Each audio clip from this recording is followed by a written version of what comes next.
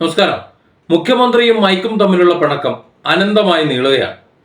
ഇതിനിടയിൽ മുഖ്യമന്ത്രിയെ ന്യായീകരിച്ചുകൊണ്ടും മുഖ്യമന്ത്രിയെ സപ്പോർട്ട് ചെയ്തുകൊണ്ടും പലരും സംസാരിക്കുന്നുണ്ട്. പക്ഷേ അത് യാഥാർത്ഥ്യമല്ല എന്നുള്ളതാണ് പല സന്ദർഭങ്ങളിലും നമുക്ക് മനസ്സിലാക്കേണ്ടത്. ഇപ്പോൾ ആദ്യം തന്നെ ഉമ്മൻചാണ്ടിയുടെ അനുസ്മരണ യോഗത്തിൽ അതിൽ വെച്ചിട്ടായിരുന്നു ആദ്യം മൈക്ക് പണങ്ങിയത്. അന്ന് സംഭവിച്ചതൊക്കെ നമുക്കറിയാവുന്നതാണ്. പല വീഡിയോകളിൽ വളരെ വിശദമായി സംസാരിച്ചത് കൊണ്ട് അതിനെക്കുറിച്ച് സംസാരിക്കുന്നില്ല. എന്നാൽ അതിനുശേഷം കാസർഗോഡ് ഒന്നും കൂടി രൂക്ഷമായിട്ടാണ് അദ്ദേഹം പെരുമാറിയത്. അവിടുത്തെ ജനങ്ങളുടെ ചോദ്യം ചോദിക്കലിന് പേടിയുണ്ടായിരുന്നു. സത്യത്തിൽ ഈ ഉമ്മൻചാണ്ടിയുടെ അനുസ്മരണം കഴിഞ്ഞിട്ട് പിന്നീടുണ്ടായ കുറെ സംഭവ വികാസങ്ങൾ പിണറായിക്ക് ചെറിയ വിഷമമൊന്നും അല്ല ഉണ്ടാക്കി കൊടുത്തത്, വലിയ പ്രതിസന്ധി ഉണ്ടാക്കി കൊടുത്തു.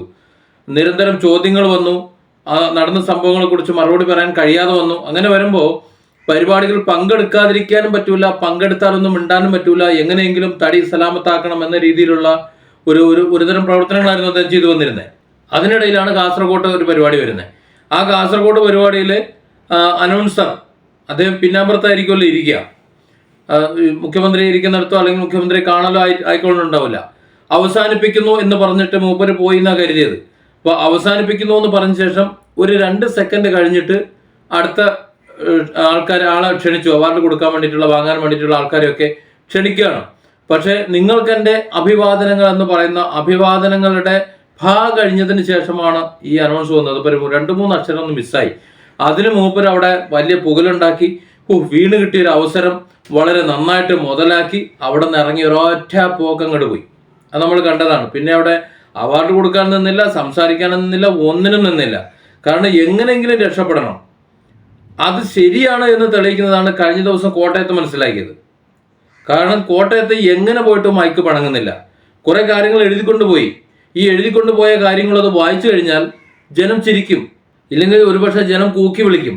കാരണം കഴിഞ്ഞ കുറെ കാലമായി, കഴിഞ്ഞ ഒരു 4-5 വർഷമായി കേരളത്തിലെ ജനത അത്രത്തോളം സുഖത്തിലാണ് ഈ ഭരണത്തിന് കീഴിൽ താമസിച്ചു വരുന്നത് അല്ലെങ്കിൽ ജീവിച്ചു വരുന്നത്. അപ്പോൾ ആ സുഖത്വങ്ങൾ സഹിക്കാൻ വയ്യാതെ പലരും പറഞ്ഞു പോകും, വിളിച്ചു പറഞ്ഞു പോകും. അപ്പോൾ അതൊക്കെ നിലവിലിരിക്കവേ തന്നെയാണ് വലിയ 2-3 കടലാസും കൊണ്ട് ഇങ്ങനെ വരുന്നത്. അപ്പോൾ ആ കടലാസിൽ നോക്കി ഇവർ സംസാരിച്ചുകൊണ്ടിരിക്കുമ്പോൾ കടലാസ് താഴെ പോയി. പിന്നെ എന്ത് പറയണമെന്ന് അറിയില്ലല്ലോ. ആ കടലാസ് താഴെ പോയാൽ പിന്നെ എന്ത് പറയാനാ? അപ്പോൾ പറയാനുള്ളത് പോയില്ല. പിന്നെ എന്തെങ്കിലും പറഞ്ഞു കഴിഞ്ഞാൽ പണി പാളും. ഇനി നടത്തിക്കൊണ്ടുപോകുന്ന എന്താണെന്ന് അറിയില്ല, ഇനി നടത്താൻ പോകുന്നതെന്ന് അറിയില്ല. അപ്പോൾ ആ പണി പാളും എന്നറിയാവുന്നത് കൊണ്ട് പിന്നെ ഒരൊറ്റ മാർഗ്ഗമുള്ളൂ, എന്താണ്? മൈക്ക് നശിപ്പിക്കുക.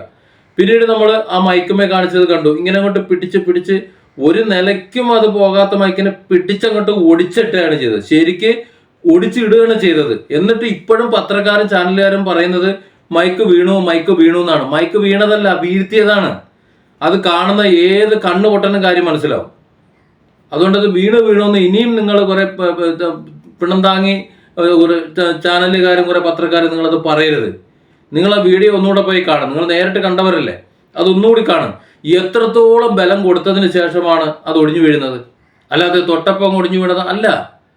അത് ഒടിച്ചങ്ങിടുക. അതിൻ്റെ ആവശ്യമില്ല. അങ്ങനെ പിടിച്ച് വളയ്ക്കേണ്ട ആവശ്യമുണ്ടോ? ഇല്ല.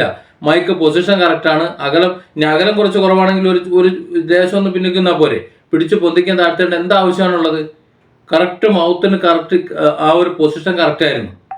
അപ്പം എങ്ങനെയെങ്കിലും അത് പിടിച്ച് ഒടിച്ചിട്ട് പോകണം. പേപ്പർ താഴെ പോയില്ലേ? അങ്ങനെ പേപ്പർ താഴേക്ക് പോയപ്പോൾ, എഴുതി കൊണ്ടുവന്ന കടലാസ് താഴേക്ക് പോയപ്പോൾ മൈക്ക് പിടിച്ച് ഒടിച്ചതാണെന്ന് വളരെ വ്യക്തമായിട്ട് അതിൽ കാണാം. ഏതായാലും മൈക്ക് യഥാർത്ഥത്തിൽ പ്രതിഷേധിച്ച് തുടങ്ങി എന്നുള്ളതാണ് അടൂര് കണ്ടത് കഴിഞ്ഞ ദിവസം. ഈ മൈക്കൊക്കെ ഒടിച്ചതിന് ശേഷം ഇപ്പോൾ അടൂര് വന്നപ്പോൾ അടൂരിൽ പത്രസമ്മേളനത്തിരിക്കുമ്പോൾ ആ മൈക്ക് വർക്ക് ചെയ്യണില്ല. ഇടയ്ക്കിടയ്ക്ക് മൂളും, ഇടയ്ക്കിടയ്ക്ക് മുക്കും, ഇടയ്ക്കിടയ്ക്ക് കീശ്വാസം വിടും. ഇങ്ങനെ പല രീതിയിൽ മൈക്ക് ഇങ്ങനെ പണി ഉണ്ടാക്കിക്കൊണ്ടിരിക്കുന്ന സമയത്ത് നിവൃത്തിയില്ല.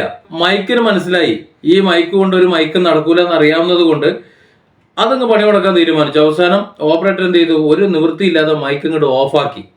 പക്ഷെ നമ്മുടെ മുഖ്യമന്ത്രിക്ക് എന്തോ ആ മൈക്ക് തല്ലി പൊട്ടിക്കാൻ തോന്നിയില്ല. ഏതായാലും മൈക്ക് കൊണ്ട് കുടുങ്ങിയ ഒരു മുഖ്യമന്ത്രി എന്ന് പറയുന്നത് നമ്മളെ കേരളത്തിൽ പിണറായി മാത്രമേ ഉണ്ടാവുള്ളൂ. ഇനി അദ്ദേഹത്തിൻ്റെ സംസാരം മൈക്കിന് ഇഷ്ടപ്പെടാഞ്ഞിട്ടാണോ അദ്ദേഹത്തിന് മൈക്കിന് ഇഷ്ടപ്പെടാഞ്ഞിട്ടാണോ എന്നറിയില്ല.